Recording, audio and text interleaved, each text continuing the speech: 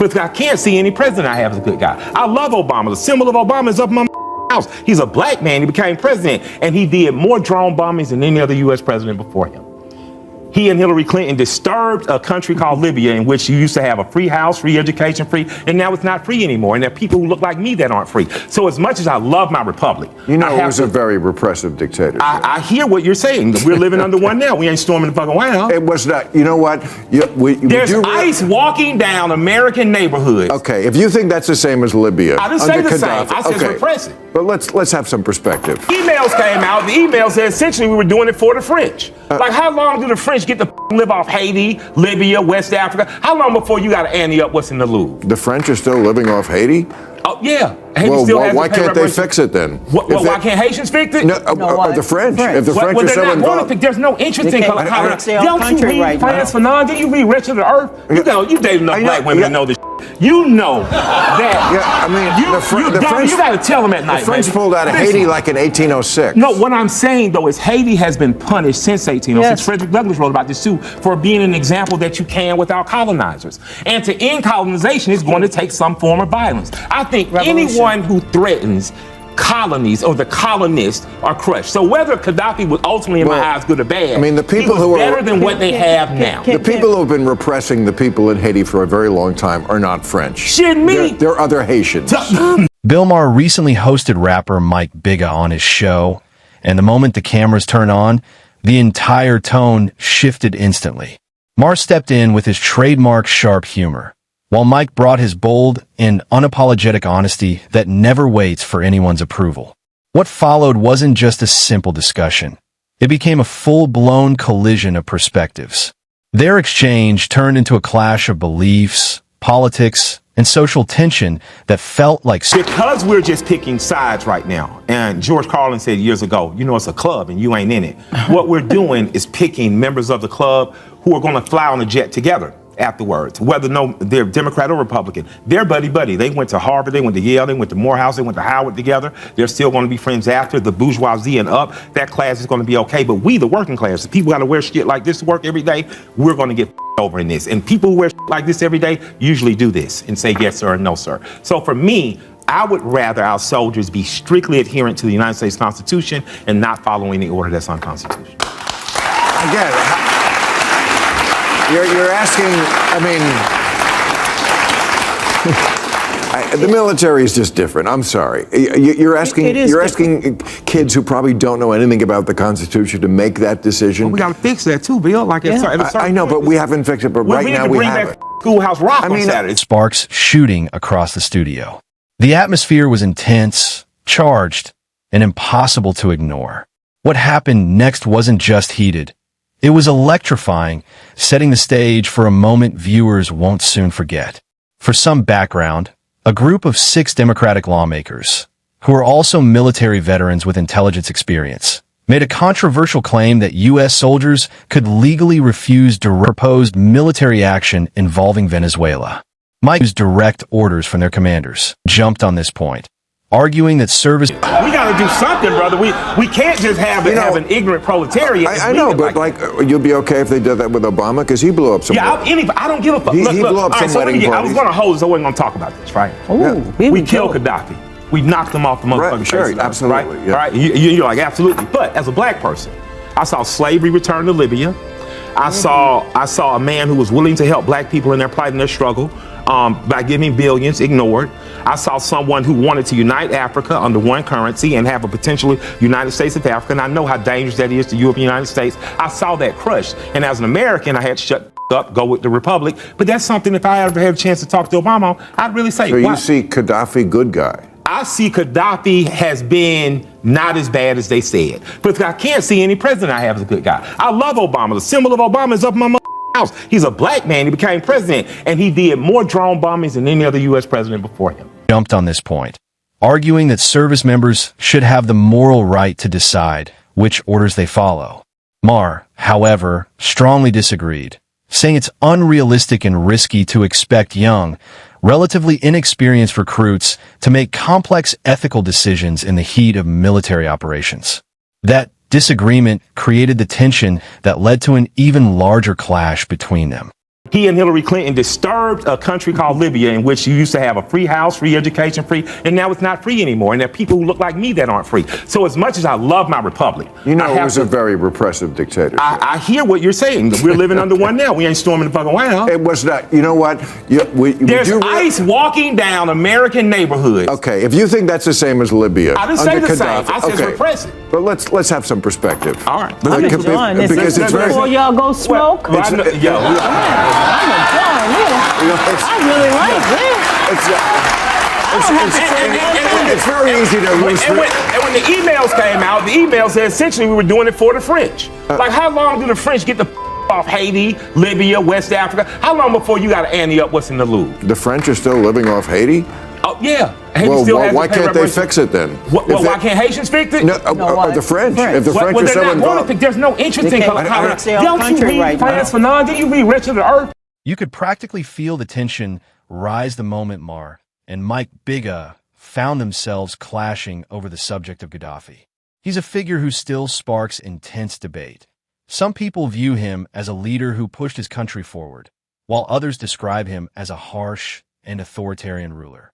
The same kind of divide surrounds Barack Obama as well. For some, he represents optimism and progress, while others see him as a strategic political player who always moved with careful calculation. With two outspoken... You dated enough black women to know this.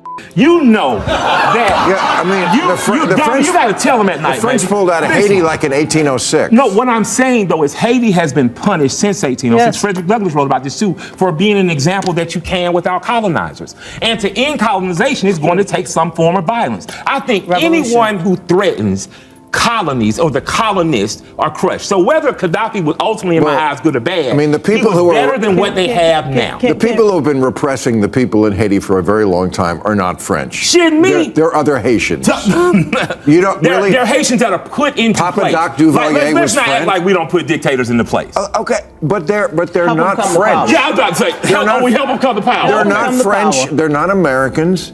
They are Haitians. So the benefit, they're Haitians. No benefits go to the French from Haiti anymore. Tell me what. I'm not aware of that. I'm just saying, Haiti still tell me, what's going on? As far as I know, Haiti's still sending money to France, that's all. And this is exactly personalities arguing about two equally controversial leaders. The energy in the studio shifted quickly. Every line carried serious weight, and each response landed with even more force. Here's where the conversation really took a sharp turn. The discussion shifted to the familiar debate about whether the Western world is to blame for nearly every global issue, a narrative many people feel has been repeated endlessly. After a while, the argument starts to sound like it's stuck on repeat. How long? We need to do more to help countries like Haiti, especially. So what's to do more? I would say we need to reparate countries we've colonized. There's a payment to be made to help countries get. So we took Libya. What have we done to help their country become democratic and get back in a better state? What have we done to help Haiti do it? Haiti is the reason we got Louisiana and West of that. America really owes Haiti. We kicked the French's ass so bad, it was like, this, we'll sell New Orleans. Y'all have the Saints, y'all have Donna. I mean, you can stay mad at the past forever, but at some point you got to move forward and make things better in the future. I'm not saying I want to move forward. I'm just saying put something in my pocket for your socket. Let me, you know what I'm saying? Yeah, let me have something for my move forward. That's How long can the blame be placed outward before self-reflection becomes necessary? History absolutely matters, and foreign involvement has undeniably caused real harm in many regions. But does that automatically mean every current challenge can be traced back to the West? At some point, countries also have to confront their own choices, their leadership, and the consequences of their internal decisions. This is where the real issue shows up with arguments that rely on broad statements and bold accusations. They sound strong, right up until someone asks for details. The moment Maher pushed Mike Biga for a solid, specific example, the entire argument began to lose balance. Biga claimed that France continues to benefit from Haiti, but when Maher asked him to explain how, the response stayed vague, suggesting that Haitians still send money to France. But what kind of money? But we are sort of at a point now where the men and women they just don't want anything to do with each other in a lot of ways. It's crazy. Well, no, really, like you look at like who listens to what podcasts. It is very hard to get women to listen to my podcast. It's like, you're a man, We're just not going. A lot of guys listen to Mel, though. Of course, that's what the men listen to the men, the women listen to men. No, Mel, the woman who you interviewed. Oh, Mel. Yeah, we listen to Mel. Yeah, well, that's a phenomenon. Yes. What kind of money? Through which system? Was he referring to taxes, old debts, trade arrangements, or some form of reparations? None of that was clearly explained. The statement carried weight at first, but it weakened quickly when it needed factual backing. And here comes one of the most repeated talking points: reparations. It's undeniable that horrific events took place in history. Real injustices, genuine suffering, and lasting wounds. But the jump from acknowledging the past to expecting people living today to financially make up for what their ancestors did centuries ago is where things get complicated. This topic often becomes emotional and disconnected from practical reality. Studying history and understanding its consequences is one thing. Asking individuals who had no involvement in those events to pay for decisions made long before they were born is quite another. On the surface, the argument may seem... It is very hard to get women interested in anything men are saying these days. It's just that they just think that we're just a bunch of knuckle draggers, and they have a lot of evidence for that. Damn. And men are incels, and they're not engaging women in the way women would like. They need to be courted. They have not changed as much as we would like to think, or some people would like to think. Women are still the women I remember as a youth. Okay, they still want the same things. We don't want your shit. We're tired of it. We're exhausted. I mean, we are exhausted. We need it. No, I'm not. Of course you're needed. I mean, don't tell me, because I can spell that out. Of course you're needed, but we're tired of taking your. We don't want to feel down all the time. Right. We don't have to feel responsible for picking up, taking care of your and then dealing with your Drained. We're tired of it. But when you examine the logistics, fairness, and reasoning, it starts to unravel.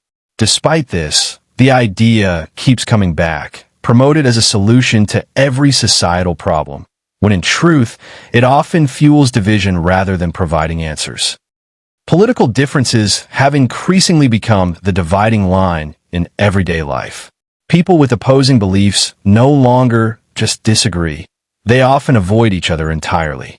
This is particularly evident on the left, where ideological purity has become almost a social expectation. If someone doesn't check every box, adopt every talking point, or signal every approved belief, they're often seen as a threat rather than a fellow citizen.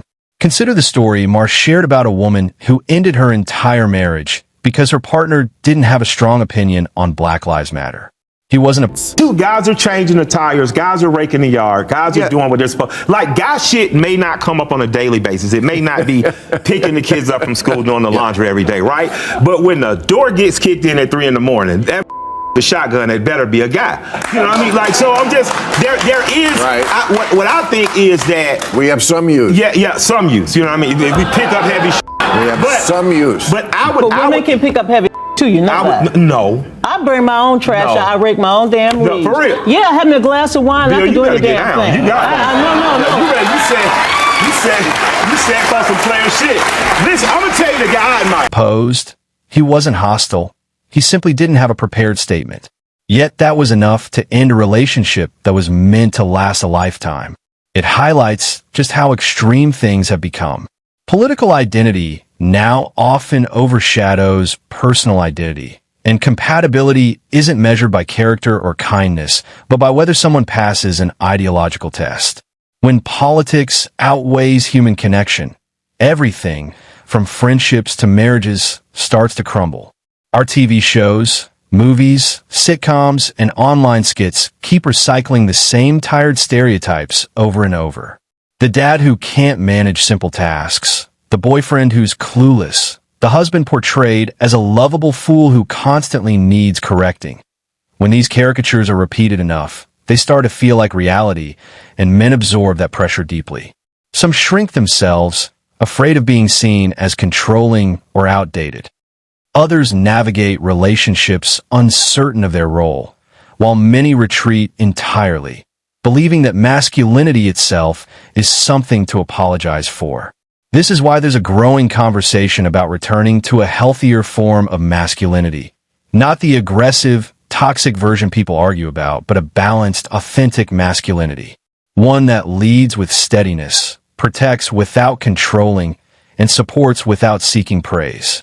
A masculinity that complements women rather than competes with them, restoring dignity and respect for everyone involved. Men have value, and it's surprising to see discussions that reduce an entire gender to stereotypes. While men, like anyone else, have flaws, it's important to recognize what they contribute every day. From providing security and handling physically demanding tasks to managing practical chores around the home, fixing leaks, maintaining appliances, mowing lawns, men take on responsibilities that keep households running smoothly. These roles are rarely celebrated, but they are essential. Men may not be perfect, and not everyone has the luxury of a high-profile lifestyle like celebrities, but most work diligently to provide for their families, pay the bills, plan for the future, and ensure their loved ones are safe and comfortable. True masculinity is shown through responsibility, consistency, dedication, and the quiet, steady effort that supports others, not through fame, bravado, or appearances. Recognizing men's contributions doesn't diminish anyone else. It simply restores balance and acknowledges the practical, everyday work that keeps life moving. And on that note, we wrap up today's video. If you enjoyed it, make sure to hit the like button and subscribe to the channel for more content like this. Thanks for watching, and we'll see you in the next one.